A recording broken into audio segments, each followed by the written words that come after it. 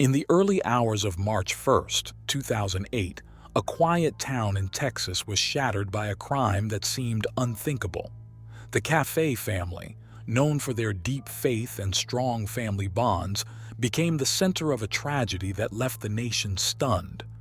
How could a family so devoted to love and faith fall victim to such unimaginable violence? This is the story of betrayal, loss, and survival that continues to haunt everyone who hears it. The Caffey family lived in Alba, a small town in rural Texas. They were the kind of family everyone admired. Terry and Penny Caffey, the parents, were deeply religious and active in their local church. Their lives revolved around their faith, family, and music. Penny, a skilled pianist, led church music sessions while their three children, Aaron, Tyler, and Matthew, often joined in with singing and playing instruments. Aaron, the eldest child, was a bright and talented teenager with a voice that captivated those who heard her sing in church. Her younger brothers, Tyler and Matthew, were playful and full of energy, adding to the warmth of their home. To outsiders, the Caffeys seemed like the perfect family, living a quiet and harmonious life filled with love and strong Christian values. But behind closed doors, things began to change. Erin, entering her teenage years, began to move away from her family's protective world. New influences, desires, and conflicts started to appear, leading to choices and events that would change everything. At 16, Erin's life changed significantly when she met Charlie Wilkinson. They first met while Erin was working part-time at a local Sonic fast food restaurant. Charlie, who was 18 at the time, appeared exciting and different. He was not part of Erin's church-focused world, and his relaxed, defiant nature attracted her. To Erin, Charlie represented the freedom she wanted. Their relationship quickly became intense. Charlie gave Erin a promise ring that had once belonged to his grandmother, symbolizing how serious he was about her. Erin, who had never experienced this kind of attention before, fell deeply for him. But their love came with consequences. The people closest to Erin noticed changes almost immediately. She became secretive, spent less time with her family, and started skipping church activities. Her schoolwork suffered too. Erin, who had always been a good student, allowed her grades to drop as her attention shifted completely to Charlie. At first, her parents tried to support her. They invited Charlie over, hoping to guide the relationship in a positive way. But their concerns grew as they noticed Erin moving away from the values she had been raised with. When Terry and Penny looked at Charlie's MySpace page, what they found greatly alarmed them. His posts contained references to drinking and inappropriate content, which went against their family's beliefs. Convinced that Charlie was a bad influence, Terry and Penny demanded that Erin end the relationship with him. But Erin did not see it the same way. To her, this was love, and her parents' involvement felt like an attempt to control her. The relationship between Erin and her parents became tense. Arguments replaced the once happy conversations in their home, and Erin started to distance herself even more. Her frustration turned into rebellion. Erin began talking to friends about how much she disliked her parents' rules. She even made alarming comments about wanting them out of her life, comments that, at the time, seemed like typical teenage exaggeration. But Erin's words carried a more serious meaning, hinting at thoughts no one could have imagined she'd act on. Terry and Penny repeatedly tried to reason with Erin, reminding her of the values they had taught her and the importance of family. But these conversations often ended in loud arguments. Erin felt misunderstood and betrayed, while her parents were heartbroken, watching their once compassionate daughter become rebellious. At this point, Erin's frustration began to show in alarming ways. Erin's growing anger found a supportive listener in Charlie Wilkinson. Charlie, who also resented the Caffeys for trying to separate them, added to Erin's emotions. He began to view Terry and Penny as obstacles to their relationship. Instead of helping Erin calm down, Charlie encouraged her rebellious thoughts. As their conversations continued, what began as expressions of frustration and complaints turned into discussions about a plan, one that was both horrifying and final. Erin and Charlie began to talk about killing her parents. The idea of murder wasn't something Erin and Charlie kept to themselves. Charlie shared the plan with his friend Charles Wade, who was known for his own rebellious and troubled behavior. Wade, instead of discouraging the idea, seemed eager to join in. He brought an unsettling level of violence to the plan, even suggesting they use a sword he owned as part of the attack. Wade's girlfriend, Bobby Johnson, was also brought into the plan. Though her role in the plan was less direct, she accompanied the group on the night of the murders, providing emotional support and acting as a lookout. The plan was disturbingly specific. The group decided to attack the Caffey family in their home, ensuring there were no survivors. This meant not only killing Erin's parents, but also her younger brothers, Tyler and Matthew. The goal was to eliminate all witnesses, allowing Erin and Charlie to start a new life together without interference. Erin played a critical role in the planning. She provided detailed information about her family's routines, the layout of the house, and where everyone would be sleeping. Her knowledge gave the group the confidence to carry out the attack with precision. The date was set for the night of March 1st, 2008. Charlie and Wade would be the ones to carry out the murders, while Erin would wait outside, far enough to avoid suspicion, but close enough to ensure the plan went smoothly. Bobby Johnson would drive the getaway car, assisting the group in leaving the scene after the murders were committed. As the night of the murders approached, the group's resolve only grew stronger. Charlie and Wade armed themselves, ready to carry out the plan. They brought a .22 caliber handgun and the sword Wade had suggested. They also prepared to set the house on fire after the killings to destroy evidence. On the surface, Erin seemed calm, even cheerful, in the days leading up to the attack. To her family, she didn't show any signs of the horror she was planning. But inside, Erin was determined. She believed that eliminating her family was the only way to have the life she wanted with Charlie. March 1st, 2008, began like any other night in the Caffey household. Terry and Penny Caffey, along with their 3 children, 16-year-old Erin, 13-year-old Matthew, and 8-year-old Tyler, settled in for the evening, unaware of the terrible crimes about to happen. The family went to bed, believing they were safe in their rural Alba, Texas home. What they did not know was that Erin, their own daughter, had created a plan that would shatter their lives forever. Late that night, Erin quietly left the house and joined her boyfriend, Charlie Wilkinson, his friend, Charles Wade, and Wade's girlfriend, Bobby Johnson.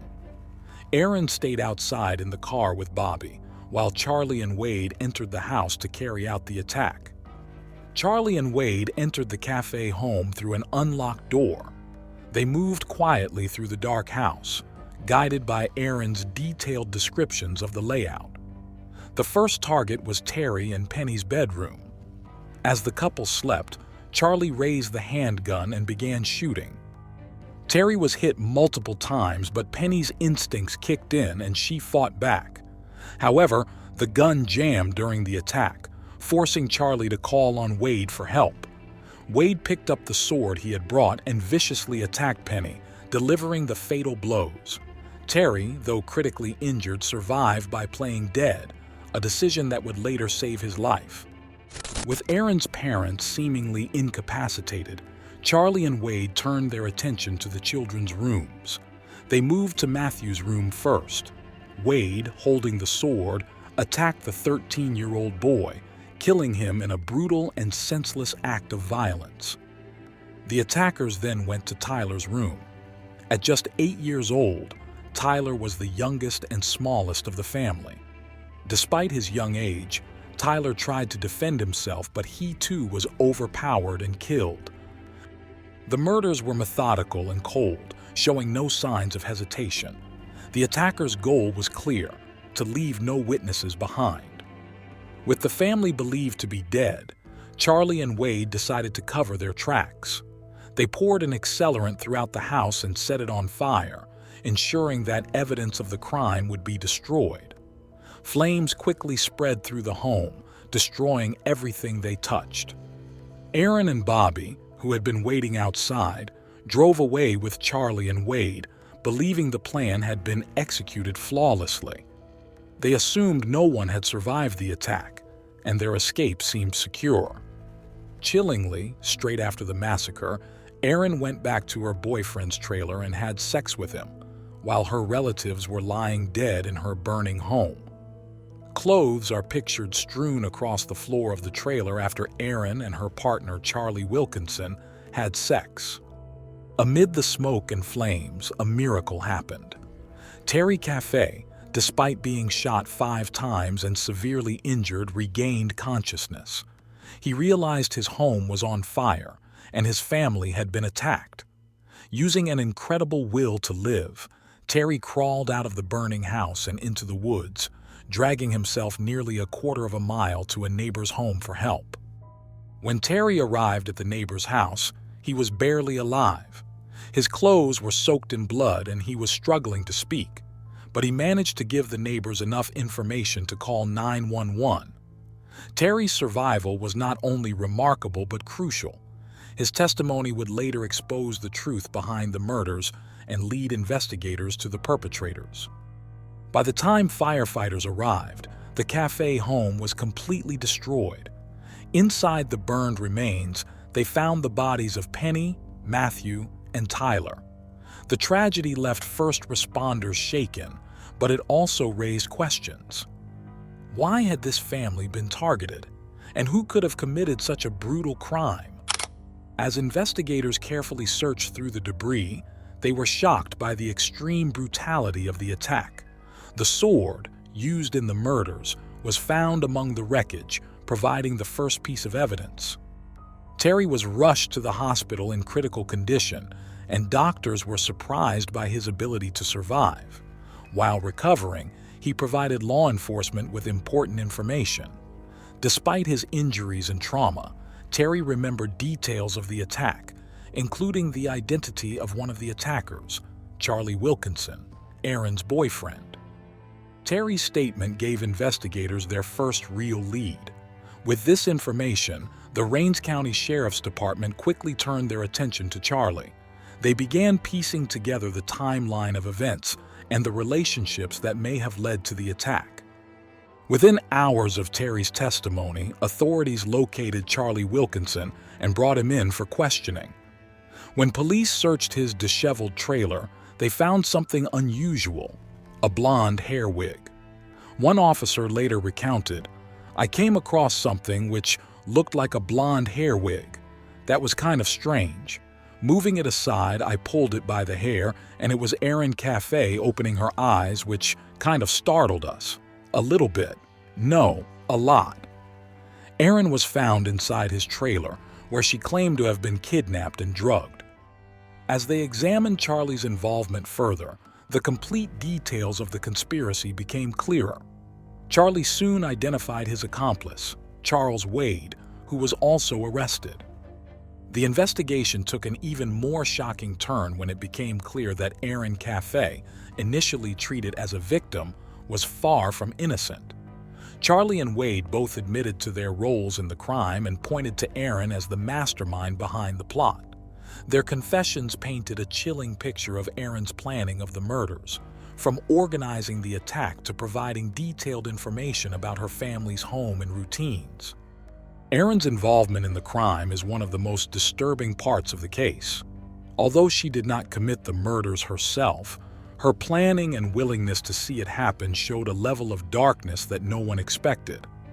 For the Caffeys, that night led to the destruction of a once-loving family and left a haunting question: how could a daughter turn against the people who loved her most? As detectives questioned Erin, they uncovered her motive: her parents' disapproval of her relationship with Charlie. The conflict between Erin and her parents, particularly their demand that she end the relationship, had created a deep resentment. In Erin's mind, eliminating her family was the only way to be with Charlie. The evidence against Erin and her co-conspirators continued to mount. Investigators discovered messages and conversations that revealed the planning behind the attack. Erin's friends also came forward, recounting troubling comments she had made in the weeks leading up to the murders. These comments, seen at the time as teenage frustration, now had a frightening meaning. Bobby Johnson, who had acted as a lookout and getaway driver, was also arrested. Though her role was less direct, her presence and participation in the plan made her complicit in the crime. As news of the arrest spread, the community of Alba was deeply affected. The Caffeys were a well-loved family, known for their faith and kindness. Learning that Erin, the eldest daughter, had planned the murders shocked everyone. Friends, neighbors, and church members found it difficult to match the image of the sweet, talented girl they knew with the reality of her actions. Despite his grief and trauma, Terry's recovery was remarkable.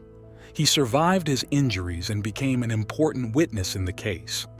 Terry's faith, which had always been a big part of his life, helped him get through the difficult aftermath.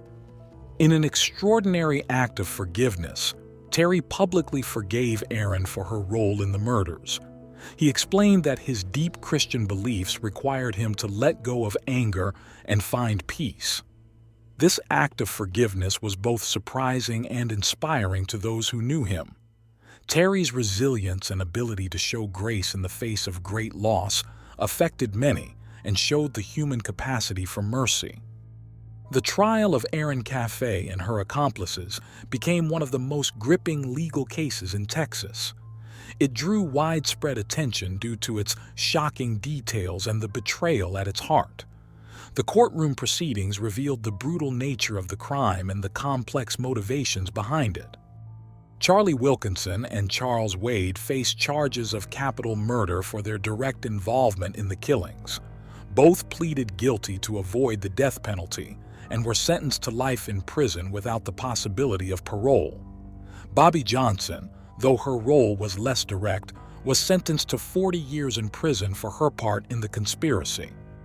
Erin's trial was the most highly anticipated.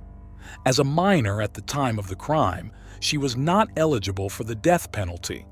The prosecution presented evidence highlighting her significant role as the planner of the murders. Despite her age, the premeditation and betrayal in her actions were undeniable. Erin was sentenced to life in prison with the possibility of parole after 40 years. The sentence sparked debate, with some seeing it as too lenient and others considering it fair due to her youth and potential for rehabilitation.